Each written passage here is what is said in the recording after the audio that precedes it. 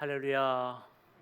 우리 부활의 인사로 서로 우리의 마음을 나누겠습니다. 예수께서 부활하셨습니다. 다시 한번 하겠습니다. 예수께서 부활하셨습니다. 예수께서 부활하셨습니다. 예수님의 부활을 축하합니다. 응용 문제인데 잘 맞추셨어요. 예수님의 부활을 축하합니다. 아멘. 오늘은 부활절 두 번째 주일로 주 앞에 나아가고 있습니다. 부활 주일부터 성령 강림 주일까지 이 기간을 뭐라고 부르는 줄 아십니까? 기쁨의 50일 이렇게 부릅니다. 이 기쁨의 50일 기간은 부활의 기쁨을 누리는 시기입니다. 사순절 40일을 우리는 회개와 절제의 시간으로 보냈다면 기쁨의 50일은 생명, 소망, 재창조 그리고 성령을 기다리는 기간입니다. 그래서 심지어 교회의 아버지라 불리는 바실리우스라는 분은 이 기쁨의 50일에는 절대 금식하면 안 돼 라고 얘기를 하고, 심지어 슬픔의 상징인 기도할 때도 무릎을 꿇고 기도해서는 안 되고 서서 기도하라고 얘기할 정도로 이 기간을 기쁨과 감사로 보내라고 말할 정도입니다. 그래서 우리는 이 기쁨의 50일을 보낼 때에 슬퍼하거나 낙담하면 돼요, 안 돼요? 안 된다는 겁니다. 우리 하나님께서는 우리를 기쁨과 감사와 또한 소망으로 살기를 원하신다는 것입니다. 오늘 본문은 지난주와 이어집니다. 예수님은 안식 후 첫날 부활하셨습니다. 안식일은 토요일이니 안식 후 첫날 일요일에 부활한 것입니다. 그래서 우리 크리스찬들은 이 부활하신 일요일을 일요일이라고 부르지 않고 뭐라고 부르죠? 주일이라고 부릅니다. 무엇의 줄임말입니까? 주님이 부활하신 날, 이런 말의 줄임말입니다. 그래서 우리는 부활절 지난 주일을 보내고 나서 매번 맞는 주일을 작은 부활절이라고 얘기를 하는 것입니다. 성경은 막달라 마리아와 야고보의 어머니 마리아와 살로메가 예수님에게 못다한 애도를 하기 위해서 향품을 가지고 무덤에 찾아가는 모습을 지난주에 알려주었습니다. 그런데 그들이 본 것은 예수님의 시신이 아니라 텅 빈 무덤이었습니다. 이 말은 단순히 예수님의 시신이 없어졌다는 말이 아닙니다. 이것은 죽음이 예수님을 붙들어둘 수 없다는 말입니다. 그래서 예수님은 사망 권세를 이기시고 부활하신 주님이라는 것입니다. 그래서 우리도 믿습니다. 비록 여전히 우리의 삶에는 죽음처럼 보이는 것들이 늘 옆에 놓여져 있습니다. 질병의 문제, 자녀의 문제, 경제적 어려움, 그리고 관계의 아픔이 늘 내 삶의 주검처럼 누워 있지요. 그러나 예수님이 그 모든 죽은 것들을 함께 가지시고 죽으셨고 그리고 함께 부활하신 줄 믿습니다. 그래서 이제 죽어있던 우리의 문제들이 예수님의 부활과 함께 살아날 줄 믿습니다. 그렇게 우리는 이 부활의 날 그리고 기쁨의 50일을 보내는 것입니다. 그런데 저는 어렸을 때부터 예수님의 공생의 스토리를 들으면서 참 이해되지 않는 지점이 있었습니다. 그것은 왜 예수님은 하나님의 아들이신데 왜 저리 무능하게 사셨을까라는 질문이 제게 있었습니다. 어린 시절 그 질문이 저를 한참을 따라다니던 적이 있었습니다. 예수님이 공생의 3년 동안 그리고 돌아가시기 직전까지 종교 지도자들과 정치 지도자들에게 얼마나 많은 무시를 받으셨습니까? 십자가를 지시는 순간까지 예수님은 침뱉음을 당하고 조롱받으시고 로마 병정들과 사람들의 야유하는 소리를 들으며 십자가를 지셨습니다. 그러나 우리 주님 하나님의 아들이시니 마지막에는 십자가 위에서는 그 모든 상황을 역전시키시는 왕 중의 왕으로 자신을 드러내시면 얼마나 멋있었을까라는 생각을 어렸을 때 했지요. 골고다 언덕 십자가에 못 박히신 상태에서 보란듯이 드라마틱하게 손에 힘을 꽉 주면 손에 박힌 못들이 팡팡 튀겨져 나가고, 그 뒤에 있는 십자가를 거꾸로 들으시면서 마블의 히어로처럼 빌런들을 처리하며 봐라 내가 성자 하나님이다라고 외치면 얼마나 멋있었을까. 아니, 어린 시절에 그렇게 생각을 했다는 거예요. 그럼 얼마나 많은 사람들이 예수님을 믿을까라는 생각을 했습니다. 그러나 예수님은 아주 무능하게 돌아가셨습니다. 그럼 부활하신 후라도 조롱하고 박해하던 정치 지도자들에게 찾아가셔서 봐라 내가 너희가 죽인 예수다, 그러나 내가 부활했다라고 확 놀랍게 해주시던가, 아니면 아직 유월절 끝물이니 디아스포라들이 고향으로 돌아가기 전이니 예루살렘 번화가에 많은 사람들이 모여있는 그곳에 허경영도 한다는 공중부양을 하시면서 봐라 내가 너희들이 죽인 예수다라고 말씀하시면 많은 사람들이 두려워하고 그러면서 예수님을 믿지 않을까라는 생각을 어렸을 때 해봤다는 거예요. 그런데 예수님은 이런 멋진 드라마틱한 반전을 보여주시는 분이 아니라 무능함을 선택하셔서 돌아가시고 무능함을 선택하셨다는 것입니다. 오늘 본문의 예수님도 그러셨습니다. 예수님이 부활 후에 만난 사람들은 당대에 힘 있는 남자가 아니라 당대에 힘이 없었던 여자들을 부활하시고 처음 만나십니다. 9절 10절을 함께 읽겠습니다. 예수께서 안식 후 첫날 이른 아침에 살아나신 후 전에 7 귀신을 쫓아내어 두신 막달라 마리아에게 먼저 보이시니 마리아에게 가서 예수와 함께하던 사람들이 슬퍼하며 울고 있는 중에 이 일을 알림에 아멘. 또한 예루살렘을 피해 예루살렘에서 예수님이 십자가에 돌아가신 것을 보고 너무나 슬퍼하며 엠마오라는 시골로 내려가던 무능한 2명의 제자 실패자들에게 그 다음 찾아가십니다. 12절을 보도록 하겠습니다.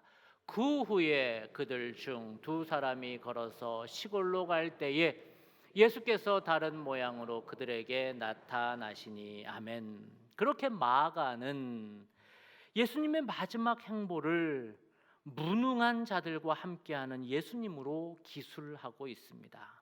게다가 마가복음은 이 부활 소식을 들은 제자들의 반응도 기록하고 있는데, 이 부활의 복음을 들은 제자들이 놀라더라, 회개하더라, 변화되어 주를 따르더라가 아니라 3번이나 공히 믿지 아니하니라라고 무능한 제자의 모습으로 기술하고 있습니다.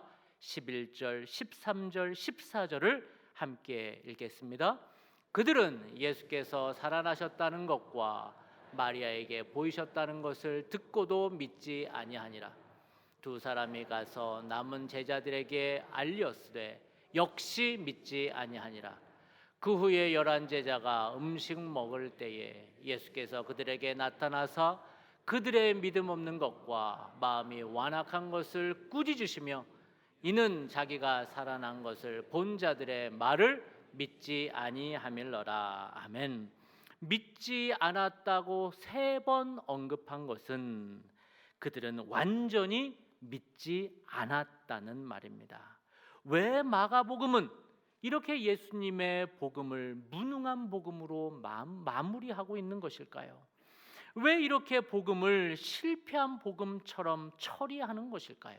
그것은 복음은 유능한 자들을 통해 전달되는 것이 아니기 때문입니다. 복음은 화려한 말과 유능한 설명으로 전달되는 것이 아니기 때문입니다. 복음은 설득력 있는 논리로 믿어지는 것이 아니기 때문입니다. 11절의 제자들도 13절의 제자들도 14절의 제자들도 믿지 않는 이유는 말로만 예수님의 부활 소식을 들었지 아직 직접 부활한 예수님을 만나지 못했기 때문입니다. 이렇듯 말과 설명은 사람들의 마음을 열지 못합니다. 아무리 깔뱅과 쯔빙걸리와 칼바르트가 와서 논리적으로 예수님의 부활을 설명한다고 해도 말은 그리고 설명은 우리에게 믿음을 넣어주지 못합니다. 그럼 어떻게 부활을 믿을 수가 있을까요? 어떻게 이 예수님의 부활 소식을 믿음을 우리가 가질 수 있을까요? 9절에서 10절처럼 힘없는 여인들처럼 12절에 언급된 무능한 엠마오로 가던 제자들처럼 예수님을 만나야 합니다. 그 사랑을 경험해야 합니다. 그러면 말보다 큰 세상, 설명보다 위대한 사랑 앞에 내 편견과 아집과 교만이 다 녹아내리는 겁니다. 왜 예수님은 그렇게 무명으로 사셨는지, 왜 예수님은 십자가 앞에서도 그렇게 무능하게 당하시기만 했는지, 왜 예수님은 십자가에서 초라하게 죽으셔야만 했는지, 왜 예수님은 그렇게 부활 후에도 힘없는 자들에게 먼저 보이셨는지 모든 것이 다 이해되는 것입니다. 예수님을 만날 때만, 그 사랑을 경험할 때만 예수님의 부활을 이해할 수 있는 것입니다. 그래서 부활은 말로 설명할 수 없는 비밀입니다. 그리고 신비입니다. 그래서 우리 믿음의 선배들은 예수님이 누구이신지 알기 위해서 더 멋진 말과 논리와 유능한 설명보다는 오히려 말을 멈추고 눈을 감았습니다. 그리고 예수님을 더 사랑하고자 열망했습니다. 그 사랑을 알게 해달라고 기도했습니다. 그러면 어느 순간 말을 멈추고 갈망이 커지는 어느 순간 그 사랑을 경험하게 됩니다. 말을 그치고 그 사랑 앞에 눈을 감으면 그 감격 때문에 노래가 나오기 시작을 합니다. 설명을 멈추고 사랑 앞에 눈을 감으면 찬양이 나오기 시작을 합니다. 그것이 복음의 힘입니다. 그것이 복음의 신비인 줄 믿으시기 바랍니다. 그래서 이 시간 여러분도 한번 눈을 감아 보실까요? 그리고 이 시간에 하나님의 사랑을 한번 갈망해 봅시다. 내 주님 참 사랑하고 싶습니다. 말로 다 설명할 수 없는 주님, 그 십자가와 부활의 신비를, 그 사랑을 경험하고 싶습니다. 이 아침에 말과 설명과 설득으로 하나님 만나는 것이 아니라 하나님 그 사랑을 온전히 깨닫기 원합니다. 우리 눈을 감고 혹은 눈을 뜨고 이 찬양으로 주 앞에 한번 나가봤으면 좋겠습니다. 내 주 대신, 내 주 대신 주 참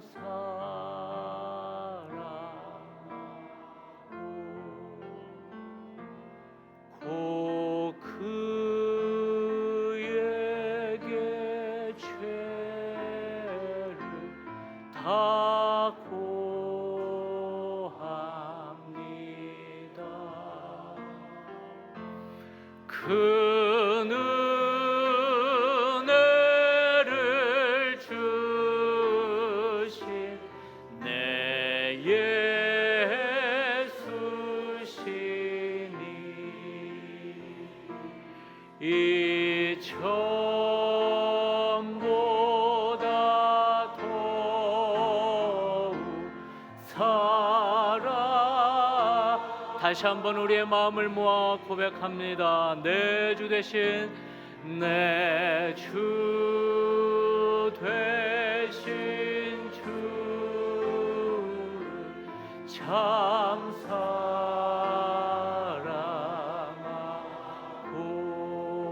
아멘.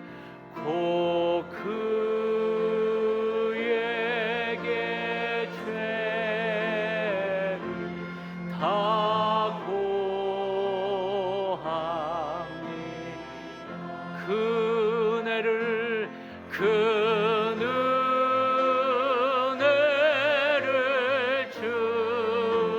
주신 내 예수시니 이 처음보다 더욱